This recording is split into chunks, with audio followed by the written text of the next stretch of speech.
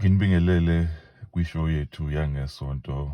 In the week I had with Thulani Yeye Gumede, okuyishow ngempela esithola laphana kakhulukazi ku-YouTube nakwamanye ama-social media platforms, kanti futhi ngiyathembisa ukuthi emva kwesikhathi sizoyithola nakhona laphana kuma-podcast platforms. Siyabonga.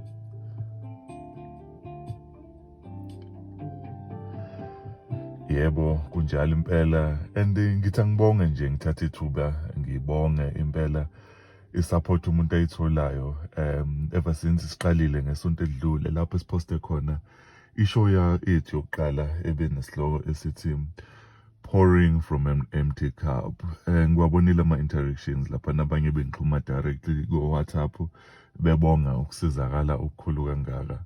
Siyabonga ukusizakala kwenu, ukusizakala kwami, because into mebekiwe kuwena ebese uya-executa. Akusizakali kuphela labo osuke executa kubona, kodwa nakwena uqobo uyasizakala ngoba lokho osuke kuphathisiwe kusuke kungesikho kwakho, kodwa uNkulunkulu usuke kuphathise khona enzela abanye abantu. Ebese kuba isimanga-ke ukuthi ngenkathi ukuthulula noma uhambisa lokho ophathiswe khona, nawe uyahlomula impela while ukuhambisa noma usufike ukubeka lapho ebekufanele kufike khona. Yebo. I guess that's meant ukuthi ngempela igqugquzele nalowo saphathisiwe kodwa ebona ngazuthi mhlasimpe lokho engikuphathisiwe kuncane noma mhlasimpe akunawo amandla noma ngeke kuze kube nawo umthelela ukuthi kwenze lokho kufanele kukwenze.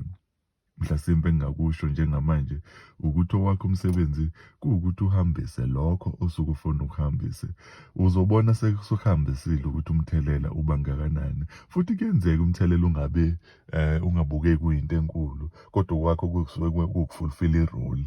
So ngicabanga ukuthi itopic yanamhlanje izochaza kabanzi futhi ngaleyo nto leyo. Yebo impela. Uyabona ilink yalama topic engikhuluma ngawo ukuthi lezi zinto ziyayilinkela, kusho ukuthi mhlasimpe lokho kungenzeka ukuthi kube uphawu lokuthi lento engiyilethayo mhlampe ihamba nogcobo phakathi impela. Ihamba nogcobo lento ngempela, ngoba lezi zinto ngithi ngisabathe ngithi ngiyakhuluma ngazo ziyalinka. Ungaze utsho ukuthi mhlampe ngoba bengihlelile kanti okunye sekuvesane kulinke along the way. Madoda, kusho ukuthi umuntu khona ogcobo impela okufanele ubhekwe impela sesingasho-ke empilweni yami, kodwa nawe empilweni yakho zikhona izinto uNkulunkulu ayibekile okufana zibe out there. The question is, are you willing? Abanye bazothi I am willing, but nginezinto ezingibambile ezenza ngingakwazi uku-executa.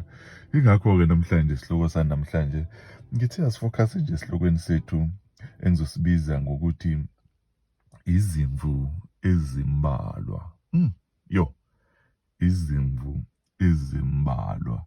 Yebo, izimvu ezimbalwa. Isihloko sethu sanamhlanje kuyisonto engizofisa nje sithi ukusibheka izimvu ezimbalwa. Kungenzeka ukuthi impilo yakho ayiphumeleli nje kungoba ubanjwe ukuthi khona lento yezimvu ezimbalwa.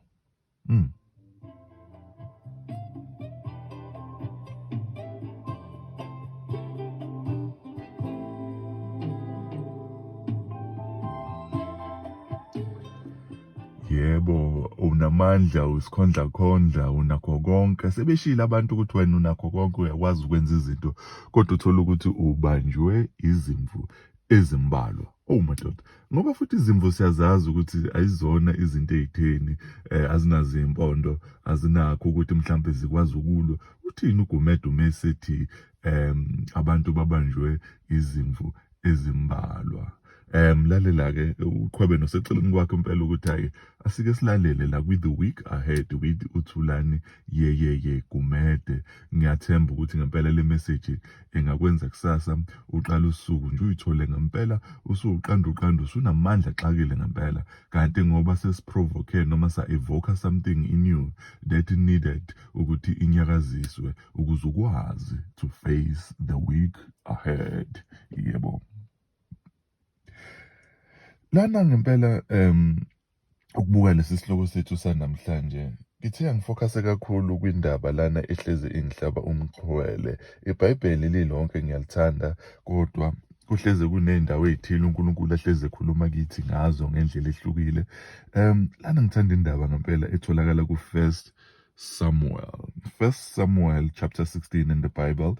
Sithola uNkulunkulu ethumela umprofethi la ukuthi akahambe ayogcoba uDavide ukuze abe yinkosi.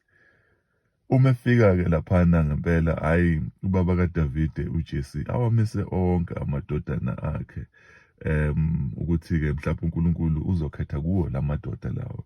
Hhayi nangempela umprofethi umethi uyaqala ngempela uyasebenza ngala madoda lawa, amadodana kaJese abekwe lana.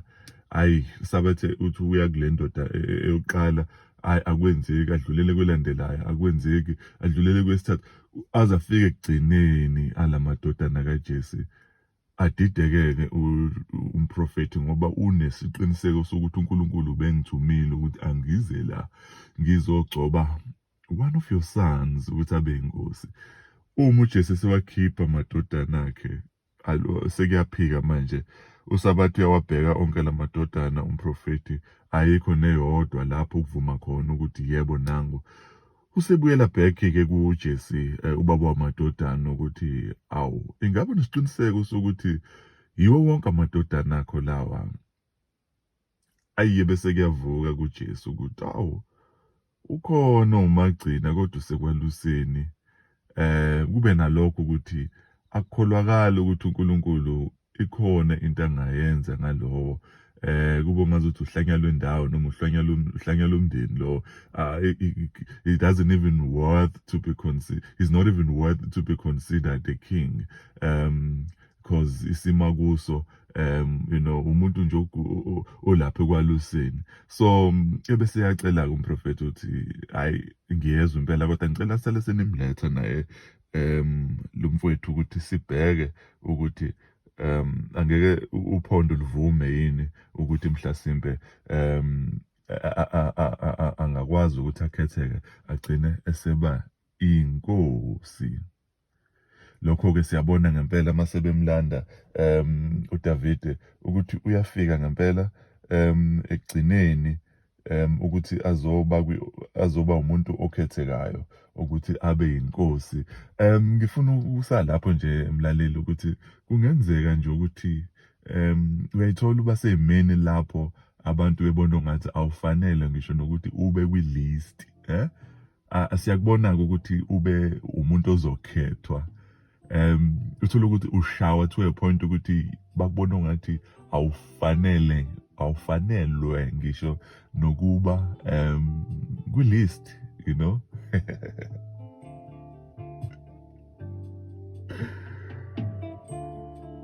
Awufanelwe ngisho nokuba kwi-list. Awukwazi mhlawumbe emsebenzini bakushiya phandle kwi-meeting obekufanele ube kuyona, kodwa kuba ngazuthi awufanelwe ngisho ukuyohlala uthamele, just to listen and be impacted, ukuthi mhlasimpe uthola ukuthi nje ayikho futhi into obhizi ngayo. Bayazi abanye abantu nozakwenu nabaphathi ukuthi ayikho into obhizi ngayo, kodwa nje bakufihle nje ukuthi ungabi ngisho nakule meeting ezobe nabaphathi abakhulu. Awazi wayibuza mhlawumbe ukuthi lonto ibangwa yini, ukuthi kungani mhlasimpe mabengibona ukuthi-ke ngiyinto engelutho, why bengangiconsider ukuthi ngime kwi-list, because vese bayangazi ukuthi ngiyinto engelutho. Ukuba kwi-list vese akusho ukuthi ngizokhethwa, kusho ukuthi ngisethubeni. But mawukuthi uyangibona ukuthi ngiyinto engelutho, lokho kungenzeka mhlawumbe ukuthi kube nalokho ukuthi ukuba kwi-list yami angeke kwenze imehluko ngoba vese. But abantu abasuke bekuthatha kancane kukhona mhlasimpe abasuke bekusaba kuwe. Kukhona mhlasimpe abasuke bekusaba kuwe, okwenza ukuthi benze ngaso yonke indlela ukuthi nokungamathutshana okukhona kungasondeli kuwena. Interesting. I think that is very powerful. Ukuthi why abantu mabekuthatha kancane bangakuvumeli ukuthi uthole amathuba, ngoba phela uma uthatheke kancane noma uyinto engelutho, onke amathuba asuke eza kuwe kusuke kufanele ukuthi lawo mathuba akwazi ukukutripha, ukuthi hayi ngisho ungamnika amathuba u-10,000 ngoba uyisidomu angeke aphumelele. Kodwa into efike ngihlaba umxhwele ukuthi abantu abasuke bekuthatha kancane bafike futhi bathuke benze ngaso sonke ngayo yonke indlela ukuthi ungalitholi ithuba. Yo. UNothulani Yeye Gumede with the week ahead. Siyasicija ngempela, sisicijela ukuthi siqale kahle isonto. Mawukuthi lena uyibamba sekuphakathi nesonto, you are not late. You can still face the following day, because it's not only the week ahead, but we are fixing ourselves right now for whatever day that is coming. Just because we call it the week ahead, it doesn't mean ukuthi ignore imanje. Sizicija right now so that we can face the week ahead with vigor, with strength. Madoda kuba ngathi sichathile, kanti hayi ingoba silalele the week ahead with uThulani Yeye Gumede.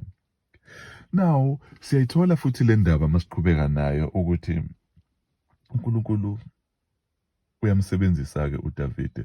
uJesse ngokunganaki, yena ubaba kaDavide onganendaba nengane yakhe, amphathisa ukudla-ke ngoba amasosha obhuti bakhe phela ngithi bona babaluleke kakhulu. Babhekene nempi laphana ngempela, balwa namasosha ahamba noGoliath. So kuyavela-ke manje ukuthi mabelwa namasosha laphana bazobuye badinga ama-supplies. Ebesethi ubaba kaJesse, ubaba kaDavide, mfana wami, ngicela uthathe lokhu kudla uyokunikeza obhuti bakho laphana empini. Lapho ngempela bebambene khona nensizwa ngempela esatshwa kakhulu, uGoliath. Siyamthola ngempela lana uDavide efika eseletha ukudla. Uma efika eletha ukudla, liyakuveza iBhayibheli ukuthi amasosha lawa ayethuthumela kakhulu. Njalo uGoliath uma evela, amasosha ayethuthumela kakhulu. Satshwa ngisho nayinkosi yakwa-Israyeli, wayesatshwa yiwo wonke umuntu. Kodwa uma esefika uDavide eletha ukudla, ekulethela abafowabo, iyavela le ndoda lena iyamemeza, isho izinto ezingamphathi kahle uDavide. Umfana omncane usuke ekwaluseni, uyalalela impela ukuthi hayibo, ubani onamandla onesibindi sokuthi angakhuluma kabi kanjena ngabantu bakaNkulunkulu namasosha kaNkulunkulu. Ubani lo ebesekhuluma namasosha athile-ke lana ukuthi ozobulala noma ozonqoba uGoliath uzozuzane. Uthi esakhuluma kanjalo uDavide, ebese kuyavela ukuthi obhuti bakhe bambone ukuthi hawu laphana ku-chapter 17 bambona ukuthi nangu umfana sekhaya ubhizi ukhuluma namasosha lana. I think into abayikhuluma noDavide-ke iyona engihlaba umxhwele engenze ngaze ngabeka indaba yanamhlanje ukuthi ibe nesihloko eyiso.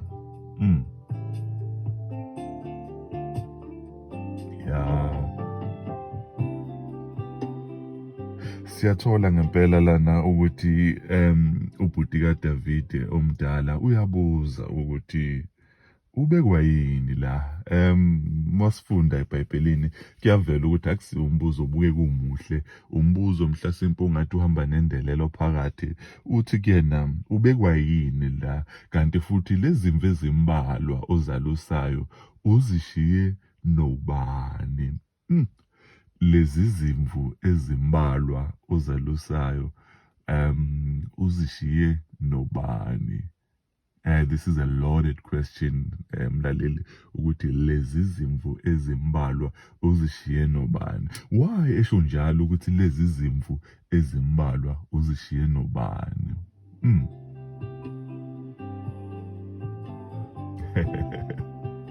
Wow, lezi zimvu ezimbalwa uzishiye nobani?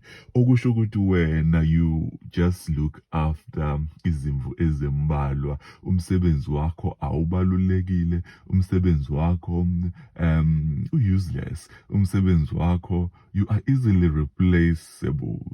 Oh madoda, awukazi uTripho kanjalo ukuthi abantu osebenzisana nabo noma abantu okhula nabo noma abantu ozalwe nabo kube ungazuthi kuba naleyo nto ukuthi lokhu wena okwenzayo it's something that anyone can do. You are easily replaceable. Ayikho into etheni ngomsebenzi wakho. Lapho-ke ngempela izinto ey'shaya kakhulu, ikakhulukazi mazikhulunywa ngabantu abakwazi kangcono, kuyaye kube nalokho ukuthi mhlasimpe kungenzeka ukuthi khona abakwaziyo ngami ebengingakunakile ukuthi mhlasimpe engikwenzayo akubalulekile.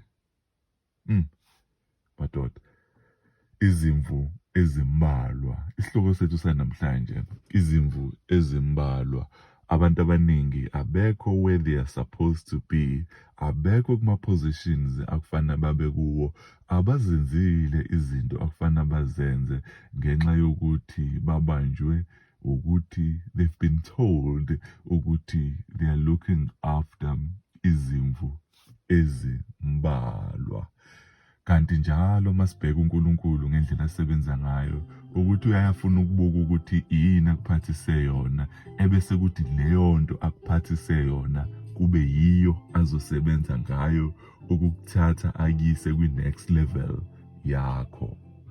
Inamandla lento, inamandla impela, kuthi angisukume ngizenzele mina i-standing ovation madoda, ngoba lento engiqeda kisho ngicabanga ukuthi izokhulula abantu abaningi ukuthi uNkulunkulu unokuthatha yonke into asuke ayibeke kuwena, ngisho ibukeka incane, ayisebenzise ukuthi akuyise to your next level. Lezi zimvu ezimbalwa ozalusayo uma ukuthi zimbalwa ngokudelelwa, ngisho ngathiwa zimbalwa okwangempela, God is still able to use those things. In fact, that's what he looks for. That's what he looks for. Lalela, lalela. Nansi indaba esiyithola ngoMoses la, ukuthi uMoses wayenelukuluku elikhulu elixakile ayetshena ukuthi uzokwazi ukusiza abantwana base-Israyeli eGibhithe. Esanelukuluku enjalo, uNkulunkulu wamsusa la ebengasiza khona ukuthi asize abantwana bako-Israyeli, wayemfaka ehlane. We find Moses eyitshena ukuthi uzosetshenziswa ngaleso sikhathi ukuthi akhulule abantwana bako-Israyeli, kodwa uNkulunkulu wamsusa ephalesi wamisa ehlane ukuthi ayonaka izimvu. Awu madoda, wanaka izimvu enganakile ukuthi unaka izimvu. uNkulunkulu akaboni izimvu kodwa ubona abantu, noma ubona isizwe azosikhulula. Bengalula ukuthi ayithathele phansi ukuthi I'm just looking for izimvu, I'm looking after izimvu, ngumalusi nje. Kanti awusiyo umalusi. uNkulunkulu akavamile ukubona umelusi kodwa uhleze ebona umholi wabantu.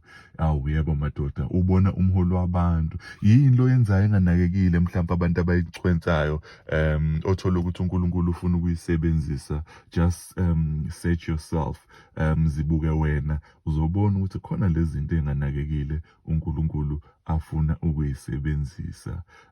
Izona zinto uNkulunkulu azoyisebenzisa impela ukuthi akuthathe akubeke kwi-next level yakho. Kwesinye isikhathi khona izinto esiyibuka singayinaki.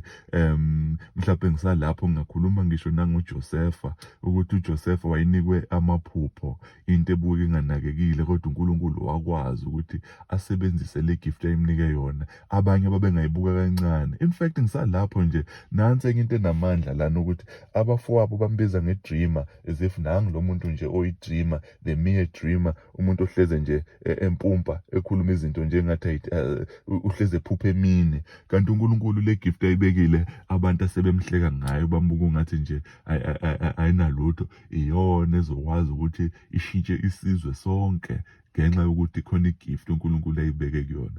Khona igift ayibeke kuwe uNkulunkulu mlaleli, osaba nokuyiveza ngoba abantu sebekuhlekile ngayo, babona ungathi ayinayo ilink, ayinayo enye into. Kanti abanye bayibona into kuwukuthi bayasaba, ingakho-ke sebefuna ukuthi uze uyithathele phansi kuba wena igift yakho.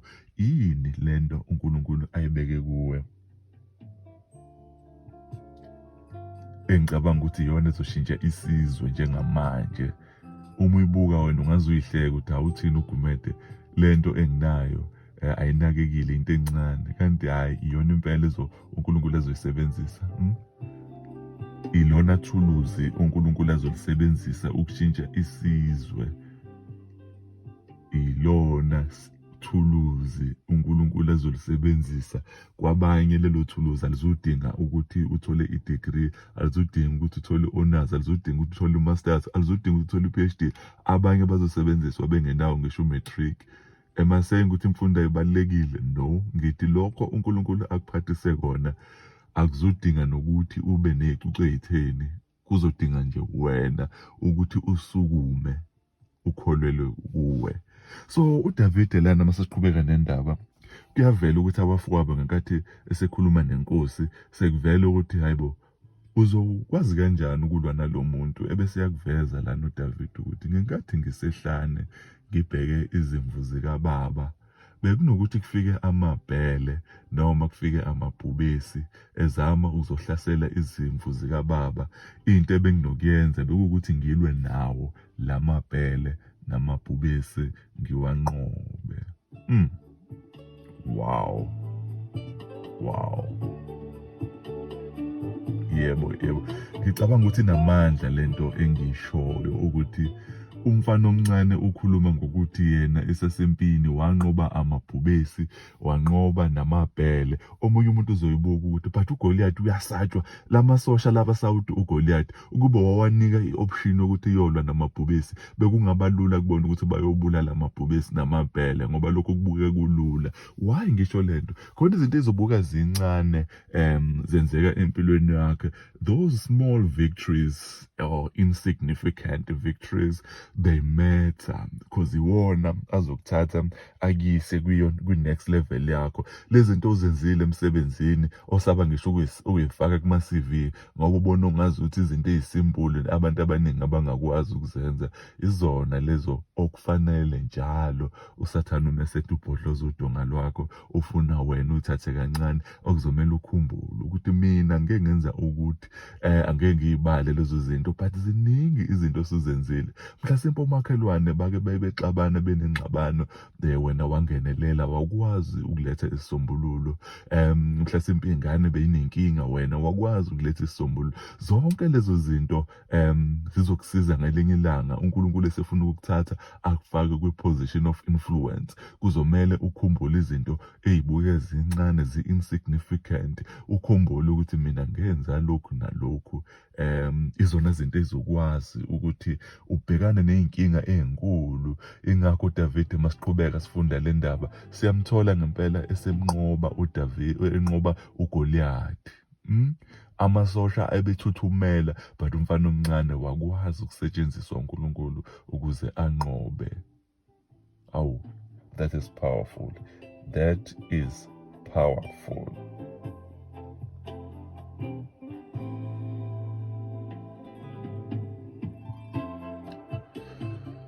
Nami ngiwuThulani wakwaYeye Gumede. I've struggled with low self-esteem ohambeni lwami. But ngiyambonga uNkulunkulu ukuthi kuthe masekuqala kwenzeka ngabona kuqaqeka izinto ey'nkulu lapho bese ngiyibuka mina ukuthi hayibo, ziningi izinto uNkulunkulu ayifake kumina. Kwesinye isikhathi omunye umuntu uzothola ukuthi uNkulunkulu uzofaka kuwena i-personality. Personality buke kuyinto edelelekile because kuyinto nje engathi ayinakekile. Uthola ukuthi wena ukwazi ukusebenza nama-customer abantu abaningi abangeke bakwazi ukusebenza nawo ngenxa ye-kindness, ngenxa yenhliziyo uNkulunkulu akunike yona, ngenxa ye-personality uNkulunkulu akunikeze yona. Uthola ukuthi kuyinto ebukeka inganakekile kodwa sekuyiyona ekuphendlela iy'khahle. Uthi wena makufike wena ukwazi ukusebenza nabantu, abanye abantu abangakwazi ukusebenza nabo. Oh madoda, a simple thing like a personality can open doors for you. Don't take it lightly. Buka kuwe ukuthi uNkulunkulu ubekini. Abanye abantu uNkulunkulu ubeke ama-working style, unendlela wena osebenza ngayo abanye abantu abangakwazi ukusebenza ngayo.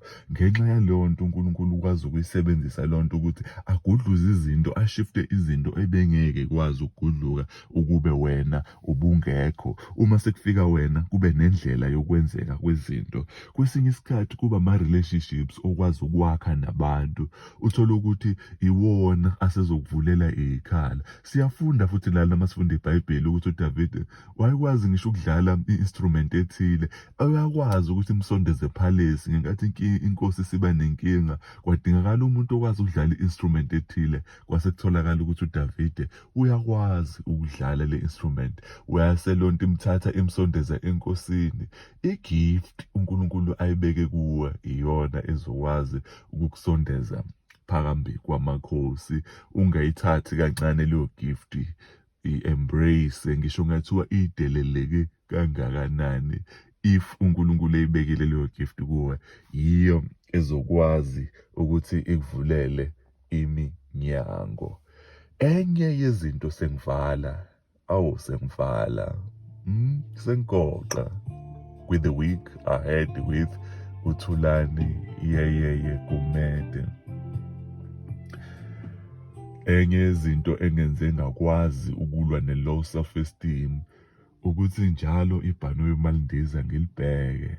Ngilibheke ngempela lisemafini, ngithi hawu, khona umuntu ofana nami odalwe uNkulunkulu owacabanga ukuthi singakha something engandiza emafini. Lowo muntu lowo wakwazi impela ukuthi ayakhe leyo nto. Look at yourself. Most of these tasks that you've been given, you are not being asked to create something ezothatha umuntu imfake kwinyanga noma imfake kwimundi. Akushiwonga ukuthi create something engakaze yacreatwa before. Imisebenzi yethu eminingi, it's something that you can do. Just believe. It is something that you can do. Lamabhanoyi esiwabonayo abuya ndize more than 18 hours ehamba eya somewhere. You can do the task that ephambi kwakho. Ziningi izinto abantu asebeprovile ukuthi they can do. Wena yini ezokuhlula? Le phone ongilalela ngayo noma ikhompyutha noma yini, khona umuntu wacabanga ukuthi ngingakwazi ukuthi ngakhe something abantu abazokwazi ukuxhumana ngayo. Namhlanje sisebenzisa lamathuluzi. Wena yini kulama-task abukeka esimple kangaka? Awubaningi abantu asebewenzile lawo ma-task namanje basawenza. Wena yini ezokwenza ungakwazi? Every time I used to battle with i-low self-esteem, bengivesane ngikhumbule lezo zinto ukuthi abaphathi bami lento abafuna ngenze akungoba mhlambe into ongakaze yenziwa before, into lena yenziwa before, nami ngizokwazi ukuyenza. Believe ukuthi uNkulunkulu ufake izinto kuwe ezokwazi ukukwenza uphumelele. Close your ears when they say uzishiye nobani izimvu ezimbalwa. Lama task that you've conquered, they are not izimvu ezimbalwa ngoba wena you were not looking after izimvu ezimbalwa, but you were guiding against amabhele and lions.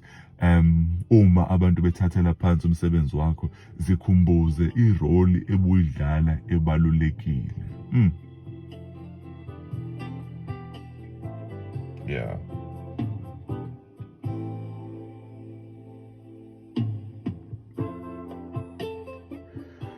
The week ahead with uThulani Yeyeye Gumede. Ngicela ukuligoqa uhlelo lwethu namhlanje. Ngiyathemba ulithokozele. Ngiyathemba uzokwazi ukuyishare le link. Ngiyathemba uzokwazi ukushare le information kwabanye abantu. Wena mhlasimpe bekufanele ungaze ube ukwi-position ye-management, kodwa usabukeka ukwi-position okuyo engeke ngiyibize ngegama cause ayikho i-position edelelekile, kodwa kubuhlungu ukuba kwi-position okuyo mawukuthi uNkulunkulu ufake izinto eziningi kuwe ebezingakwazi ukukwenza ube kwenye i-position. Rise and face the day. rise and be kwi-level lapho ofanele ube khona. Kwesinye isikhathi uzolinyazwa abantu osebenza nabo ngoba khona into abayibonile kuwe wena ongisayisaba ukuyi-embrace. Kwesinye isikhathi kuzoba abantu ababaphathi ngoba bayakubona ukuthi kahle kahle wena ukwi-level yabo noma wena ureporta kubona kodwa bekufanele ngabe yibona abareporta kuwena. Izodida omunye umuntu lento athi uGumede uthini, mina ngilusa izimvu kube yimina ozoba phezulu labantu yebo ngisho njalo uDavid from ekwaluseni he became inkosi yakwa-Israyeli. Ziningi izinto uNkulunkulu ayifakile kuwe. Ngicela ukuyibamba lapho.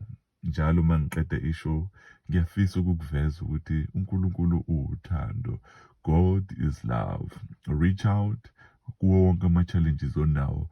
God is love and uyafisa impela ukuthi ube kwi-level akubeke kuyo. Ngiyatholakala ku-social media uThulani Yeye Gumede nako-Facebook, Instagram.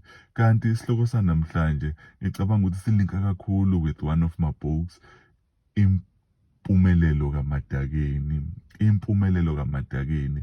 Incwadi ngempela ekhuluma ngami nangempilo yami ukuthi ngangixova udaka njalo makufana ngifunde esikoleni up to a point where I ended up studying ngize ngibe ne-masters from ekuhlulekeni from komzali ukukhokha esikoleni ngisasemncane kuze kube la esengikhona njengamanje ngempilo. Nawe kungenzeka lokho uNkulunkulu akufake kuwe is enough. God is love. Ngiyabonga.